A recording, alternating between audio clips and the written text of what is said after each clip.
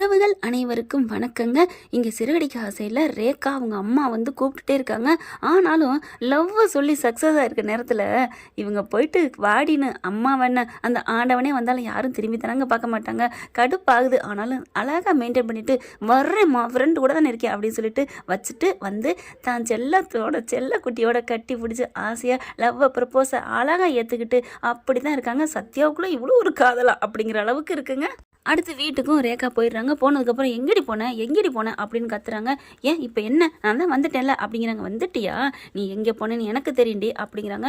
நான் எங்கே போனேன், என்ன சொல்லு எங்கே போனேன் அப்படிங்கிறாங்க. சரி, இவகிட்ட நம்ம இப்படிலாம் போட்டுக்க கூடாது, நம்ம வந்து பின்னாடி பார்த்துக்குவோம் அப்படின்ட்டு. ஒன்றும் இல்லடி, நீ எங்கே போனால் எங்கள் ஃப்ரெண்ட்ஸோட ஏதாவது சினிமா பார்க்க போயிருப்ப, ஏதாவது ஹோட்டலில் போய் சாப்பிட்ருப்ப, அவ்வளோதான் அப்படிங்கிறாங்க. ஆமாம், அதான் தெரியுதுல்ல அப்படின்னு சொல்லிட்டு, இப்போ எதுக்கு என்ன கூப்பிட்டேன்? இல்லடி, எனக்கு தெரிஞ்ச இடம்டி, ஒரு பெரிய பணக்கார இடம், பணக்கார வீடுடி, அப்படி இருக்காங்க, அப்படி ஒரு மாப்பிள்ளை, அழகு மாப்பிள்ளை, 4 ஃபேக்ட்ரி வச்சுருக்காங்க, இந்த ஊர்லேயே 15 வீடு இருக்குது அப்படி இப்படின்னு சொல்ல. இப்போ என்ன, அந்த 15 வீட்லேயே ஒவ்வொரு நாள் நம்ம போய் படுத்தறிஞ்சு வர போகிறேன்னா, இல்லை 4 ஃபேக்ட்ரி எடுத்து திங்க போகிறேன்னா? 3 வேளை சாப்பாடு, நைட்டில் தூங்கி காலையில் எழுந்திரிச்சு குளிச்சு அதே ரொட்டேட் வாழ்க்கை தானம்மா. அதில் எந்த மாப்பிள்ளையாக இருந்தால் என்னடி, எந்த மாப்பிள்ளைன்னா அப்போ பணக்கார மாப்பிள்ளை வேணா, ஏழை பயலாக நான் கட்டிக்குவேன் நினைக்கிறியா? சொல்லு அப்படிங்கல. இங்கே பாரு, எனக்கு இப்போதைக்கெல்லாம் கல்யாணம் வேணாம். ஏண்டி, யாரையாவது லவ் பண்ணுறியா?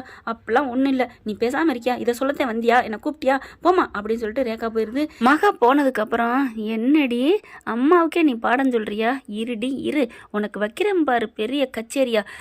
நான் நினச்சதாண்டி நடக்கும். இவ போக்கு சரியில்லையே, கண்டிப்பாக இவ யாரோ லவ் பண்ணுறா அப்படின்னு பசங்களை கூப்பிட்றாங்க. டேய் அக்கா அப்படின்னு வர்றாங்க. உடனே எங்கள்கிட்ட வந்து நிற்கிறாங்க.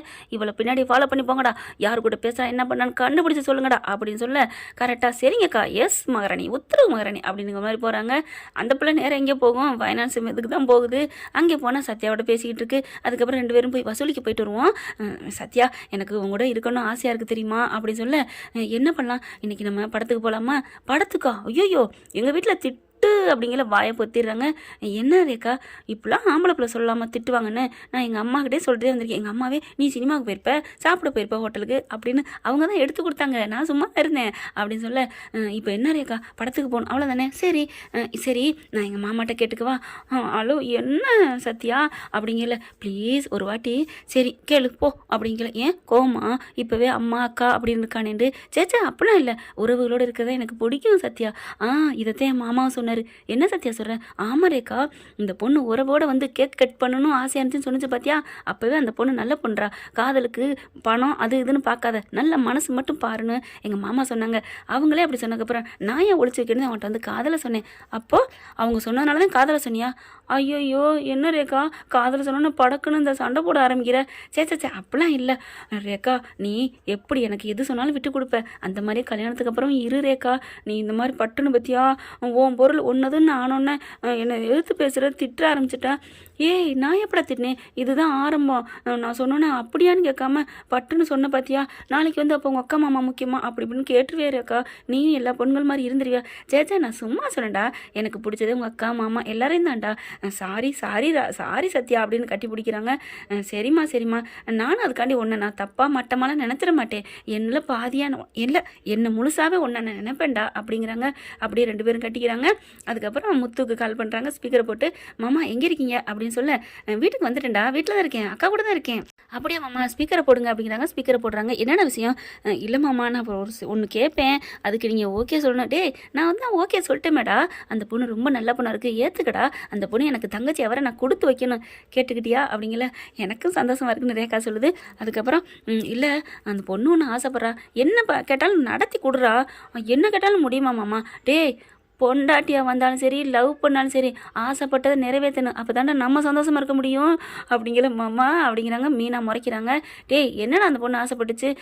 அக்கா, அது வந்துக்கா, டே நான் சொல்கிறேன்டா, படத்துக்கு போகணுன்னு ஆசைப்படுதாடா என் தங்கச்சி. மாமா எப்படி மாமா கரெக்டாக சொல்கிறீங்க? ஆமாடா, எனக்கு தெரியுது, கூட்டு போடா, இப்போ என்ஜாய் பண்ணாமல் அப்புறம் கல்யாணம் பண்ணோன்னே எங்கே லேட்டு, எங்கே போனீங்க அப்படின்னு நம்மளை போட்டு அலப்பி எடுப்பாளுங்க அப்படின்னு மீனா பார்த்து சொல்ல, என்ன அப்படி தெரியுதா? சேச்சா, அப்படிலாம் இல்லை மீனா, ஒவ்வொருத்தவங்களும் சொன்னேன், நான் தான் உன்னை படத்துக்கு கூப்பிட்றேன், நீ தானே மாட்டேங்கிற. அந்த பயம் என்ன, உங்கள் அக்கா மாமா இந்த மிரட்டுறாங்க. அப்படியே சத்யா முழிக்கிறாரா, ஓ இப்போதான் புரியுது அக்கான்னு வெளியில் சொல்ல முடியாமல் சில பெண்கள் புருஷனை மிரட்டுறாங்கன்னு. நீ சொன்னது இப்போதான் புரியுது. கரெக்டா சத்யா? ஆமாம். அடப்பாவி அக்காவே நீ தப்பு சொல்கிற. நான் அக்காவை தப்புன்னு சொல்லலை. அக்கா வந்தாலும் சரி யாராக இருந்தாலும் சரி கல்யாணம் ஆகிட்டு உரிமை வந்துருச்சுங்கிற பேரில் அழைப்பி எடுக்கிறீங்கப்பா லேடிஸுங்க. டே அப்படிலாம் எல்லாரையும் சொல்லாதடா. நான் அப்படிலாம் இல்லை. இருமா அப்படின்னு வீடியோ எடுக்கிறார். எங்கே சொல்லு. நான் 1000 வாட்டி எழுதியே கொடுக்குறேன்டா.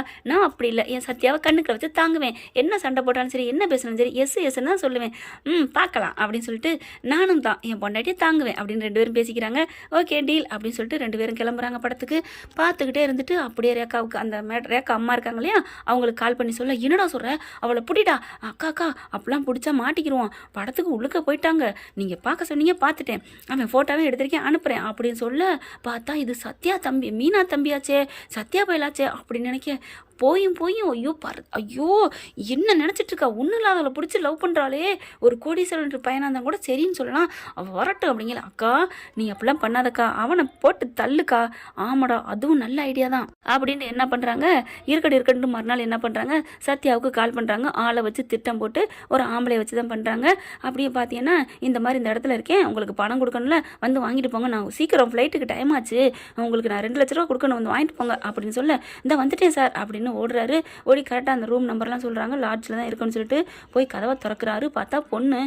எங்கே அந்த அண்ணன் அப்படின்னு கேட்க, அவர் பாத்ரூமில் இருக்காரு, வாங்க தம்பி அப்படின்னு கூப்பிட, சரிங்கக்கா எனக்கு காசை தரீங்களா, தர்றேன் இருங்க அப்படின்னு கதவை சாத்திட்டு போக, ஏன் கதவை சாத்துறீங்க, அட இருங்க அப்படின்னு முந்தானி எடுத்து போடுறாங்க.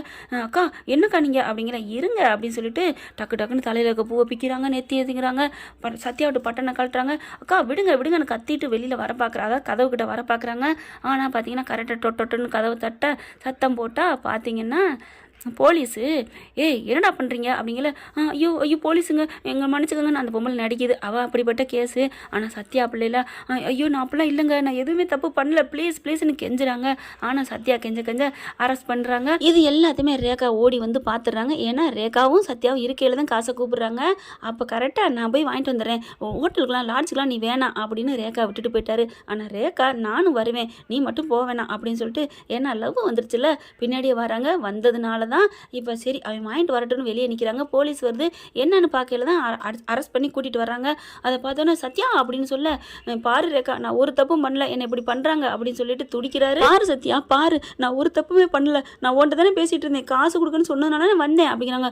அதெல்லாம் இல்லைங்க, அவர் வந்தார், எங்களுக்கு ஏற்கனவே இப்படி தான் பழக்கம் அப்படி இப்படின்னு சொல்ல, நேற்று ஃபுல்லாக என் கூட தான் இருந்தார் அப்படிங்கிற ரேகாவை தெரிஞ்ச போது, ஏன்னா நேற்று ஃபுல்லாக ரேகா கூட தான் சத்யா இருந்தாருன்னு, இது யாரோ திட்டமிட்ட சதி.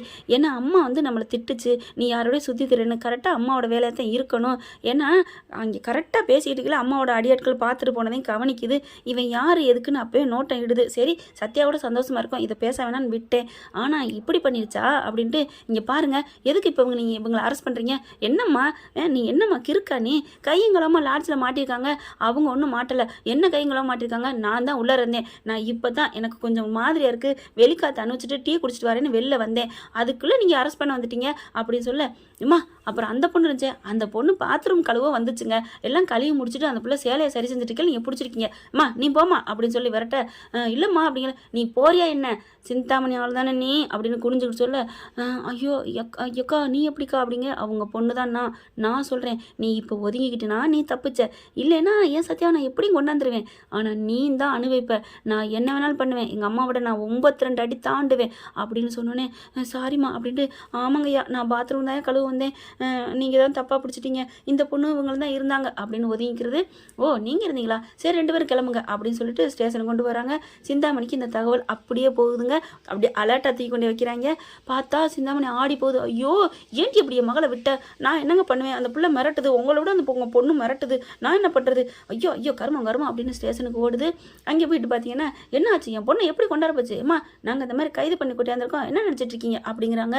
ரேகா வருது. என்னம்மா நீ விட்ட உன் விரலாலே உன் கண்ணில் விட்டு ஆட்டிட்டேன்னா, ஏன் சத்யாவை நீ இப்படி பண்ணினா நான் விட்டுருவேன்னா என்ன, நாங்கள் 2 பேரும் ஒன்றா இருந்தால் சொல்லிட்டு போகிறோம் விடு அப்படின்னு சொல்ல, இங்கே பாருடி அப்படிடி இங்கே பாருங்க என் பொண்ணுலாம் அப்படிலாம் இல்லை, இவன் வேணா அப்படி இருந்திருக்கலாம், ஏமா உங்கள் பொண்ணு வந்து ஒன்றா இருந்தான்னு சொல்லி கூப்பிட்டு வந்திருக்கிற, ரொம்ப பேசிகிட்டு இருக்க, போமா அப்படிங்கிறாங்க. இங்கே பாருங்கள், என்னை பற்றி யாருன்னு தெரியாமல் பேசுகிறீங்க, நீ யாராக இருந்தாலும் சரி நாங்கள் கரெக்டாக தான் நடந்துப்போம், ரூல்ஸ் என்னவோ அதுதான் அப்படிங்கிறாங்க.